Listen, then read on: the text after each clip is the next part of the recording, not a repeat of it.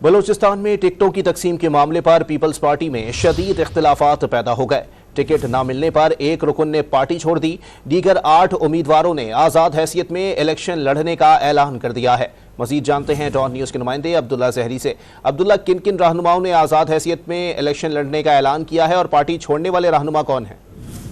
जी बिल्कुल, बलूचिस्तान के सूबाई असम्बली के 8 हल्कों पर टिकटों की तकसीम के मामले पर शदीद इख्तिलाफात पाए जाते हैं। इस हवाले से पीबी 37 मस्तुंग से नवाब मोहम्मद खान शाहवानी ने पार्टी छोड़ने का ऐलान कर दिया और उन्होंने इस हवाले से आज़ाद हैसियत से इंतखाब लड़ते हुए बलूचिस्तान नेशनल पार्टी से इत्तेहाद भी कर लिया है। जबकि क्वेटा के हल्का PB 44 से 5 अरकान जो पीपल्स पार्टी के थे उन्होंने कागजात नामजदगी फॉर्म जमा कराए, जिनमें से एक को टिकट जारी हुआ, जबकि दीगर 4 अरकान मुनर्रिफ हुए, जिनमें लाल मोहम्मद जत्तक, सनाउल्लाह जत्तक, सरदारजादा इमरान बंगुलजई और नवाबजादा अमीन रसानी शामिल है, जिन्होंने आज़ाद हैसियत से इंतखाब लड़ने का ऐलान किया। जबकि PB 43 क्वेटा 5 से पाकिस्तान पीपल्स पार्टी की जानिब से हसनैन हाशमी को टिकट जारी हुआ, तो पीपल्स पार्टी के साबिक सूबाई वजीर यूनुस मुलाजई और मरकजी deputy general secretary Khan Mohammad Paresh ने इख्तिलाफ करते हुए आज़ाद हैसियत से इंतखाब लड़ने का ऐलान किया। और इसके साथ साथ आलिया दिनों में शमूलियत करने वाले लियाकत लहड़ी ने भी